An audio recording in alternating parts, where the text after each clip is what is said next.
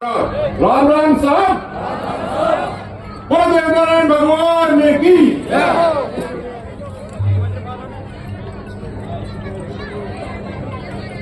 आराम से बैठ जाओ साहब, मैं तो लंबी बात करके जाऊंगा। देखो पर्चा निकालूंगा अभी ये देखो, और इसके दोनों तरफ लिखा हुआ मैंने। मैं जब पीछे बैठा था तो लोग मेरे को कह रहे थे यार अब क्या बोलेगा, तो मैंने कहा अभी देख लेना क्या बोलूंगा।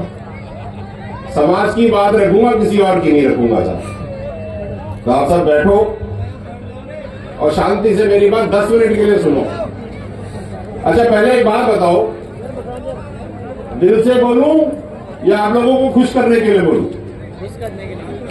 दिल से बोलूं? दिल से दिल से बाद में पीटोगे तो नहीं। सबसे पहले आप सबको राम राम प्रणाम।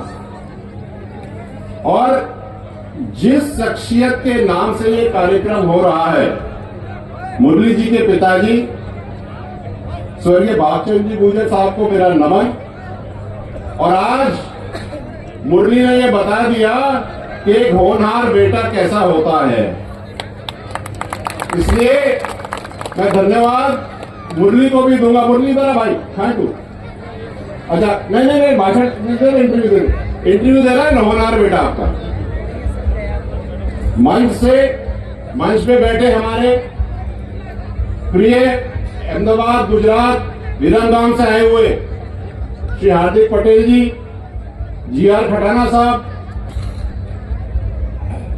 जितने भी लोग अपने मंच पे बैठे, सिराजना साहब, आप पूरे मंचासीन लोगों को मेरा राम राम और नमन।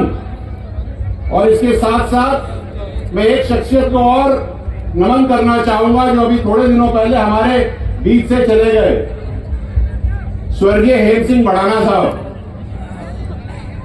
मैं आपको ये बताते हुए मुझे खुशी भी होती है, और शायद आपको ये बात पता नहीं है कि जब जब समाज की बात आती थी तो हेम सिंह बढ़ाना साहब एक वट वृक्ष की तरह खड़े होते थे। जब सरकार में मीटिंग्स होती थी संघर्ष समिति की, तो सरकार की तरफ से जो कमेटी थी उसमें माननीय राजेंद्र सिंह जी राठौर, अरुणजीत चतुर्वेदी जी, ओटा राम जी देवासी साहब और हेम सिंह बढ़ाना साहब होते थे। और मैं आपको बता दूं एक बात, सहन में याद रखना कि जब भी समाज की बात आती थी तो हेम सिंह बढ़ाना जी कहते मैं कुछ नहीं जानता, मेरे समाज करके तुमको देना पड़ेगा। ये शख्सियत थी, तो उनको बारंबार नमन। वो चले गए हमारे बीच से, लेकिन जो वो हमें सिखा के गए उसको हम जिंदगी भर याद रखेंगे। आज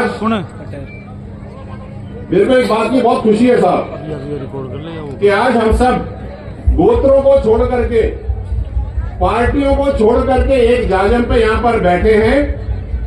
ये बहुत बड़ी बात है, क्योंकि ये याद रखना कि 100 कोस का गुजर भी एक होता है, याद रखना है तो।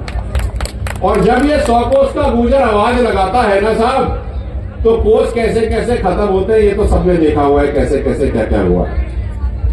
मैं समाज की जाजम पर एक बात आपके साथ साझा करना चाहता हूं।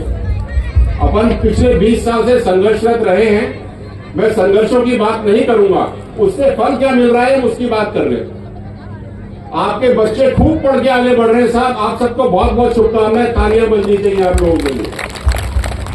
और थोड़ी देर पहले मैं महिलाओं के साथ बैठा था, यहां पर पूछ रहा था क्या चल रहा है, तो हर एक लड़की मेरे को क्या मिल रही है, BEd, M.Ed, आपकी छोरी भी पढ़ रही है। आपको बहुत बहुत शुभकामनाएं, आगे जाके कुछ करके ही दिखाएंगी, पीछे नहीं हटेंगी, ये बात पक्की मान लीजिएगा। और ये सब आपके संघर्ष का कमाल है। एक बात मेरे मन में है, ओ भाई सब बैठ जाओ, नेता नगरी सब बैठो, काम की बात करूंगा मैं। बैठो, सिट डाउन, बैठो, बैठिए। जितने भी यहाँ पे सरकारी नौकर है ना, है कि नहीं है? सरकारी है या आपके रिश्तेदार होंगे जो सरकारी नौकरी में होंगे। हर एक व्यक्ति सरकारी रिटायरमेंट के बाद में या तो सरपंच बनना चाहता है, या जिला परिषद, या फिर बनना चाहता है आपका MLA, MP, मैं उसके लिए एक हिदायत देना चाहता हूं। मैंने बहुत देखे पिछले 11 साल में रिटायर होकर के आकर के घूमने वाले, लेकिन भाई जब तुम सरकारी नौकरी में हो, अगर तुम समाज के साथ नहीं खड़े होगे, उनका काम ही नहीं करोगे, तो रिटायरमेंट के बाद समाज तुम्हें पूछेगा क्यों? बात ठीक है कि नहीं है? ठीक है। हाथ खड़े करके बताओ कि ठीक है कि नहीं है? भाई तुम जहां पर पावर में बैठे हो, तुम कुछ कर सकते हो, वहां तो तुम कहते नहीं नहीं साहब मैं तो सरकारी नौकर हूं, मैं कुछ नहीं कर सकता, और जब रिटायर होकर के आते हो तो मुझे वोट दो। क्यों दे भाई?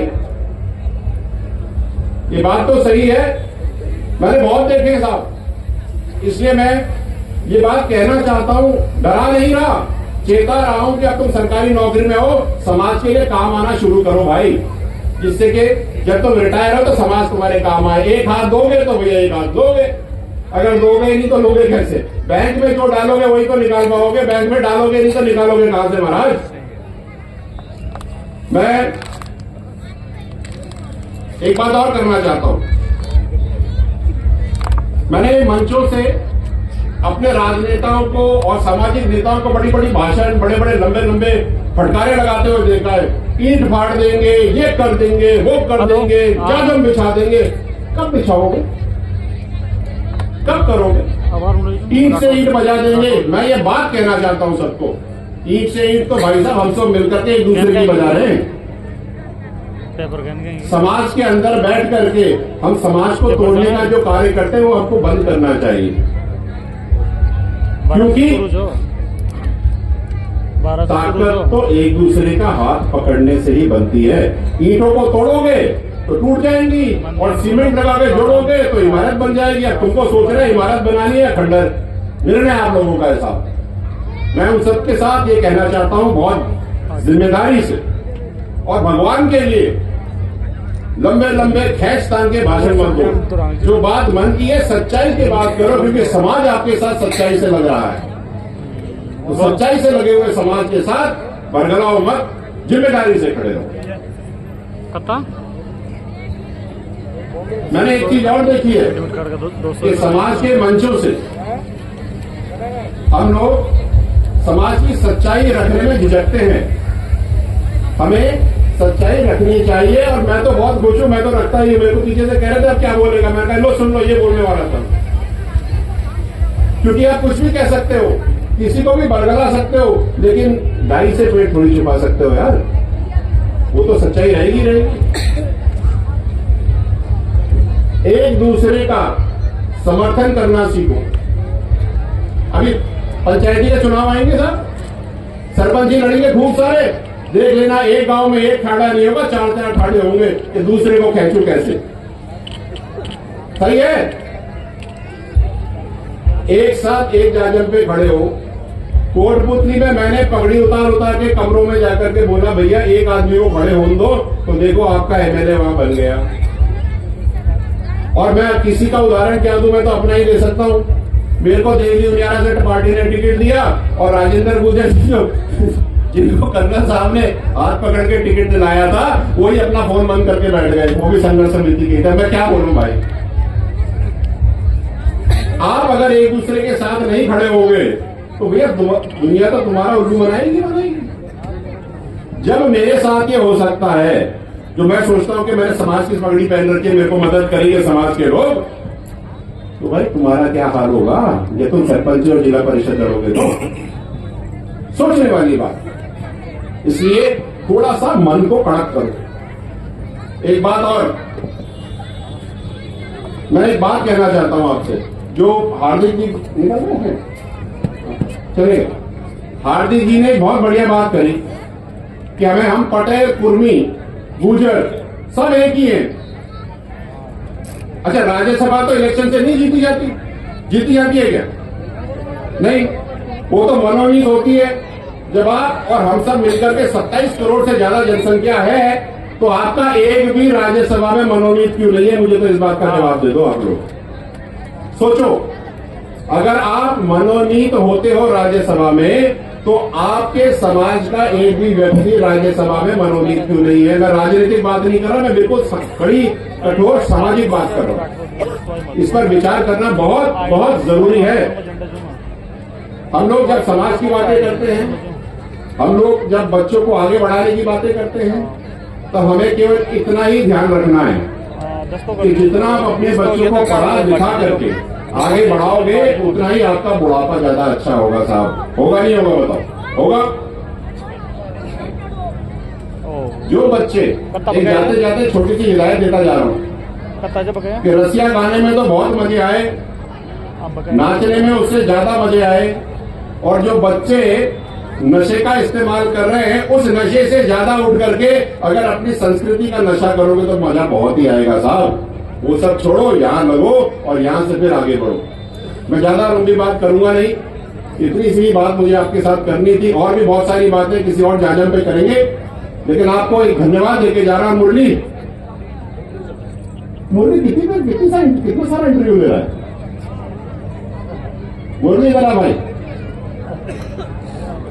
हाँ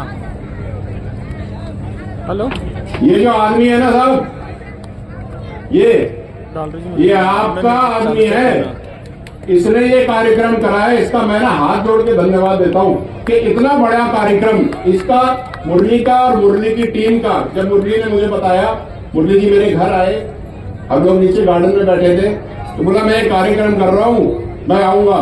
और आपको एक बात बता दूं, मैं आज मेरे खुद के निजी परिवार में ब्याह है, मैं उस कार्यक्रम में नहीं गया, मैं समाज की जाजम पे आप सबके बीच में खड़ा हूं। मुझे आज देहरादून जाना था, मेरे कजन भाई के बेटे का ब्याह है आज, मैंने वो छोड़ दिया। मैं समाज के लिए पूरी तरह समर्पित हूं साहब। आप सब भी इसी तरह समर्पित हो जाओ तो हम कहां से कहां पहुंच जाएंगे। आपका बहुत बहुत धन्यवाद, और मुरली जी आपका बहुत बहुत धन्यवाद। I am so happy, so proud of you, and I wish you all the very best, all the very best. ऐसा काम करो कि दुनिया देखे ये गुजर जा रहे हैं।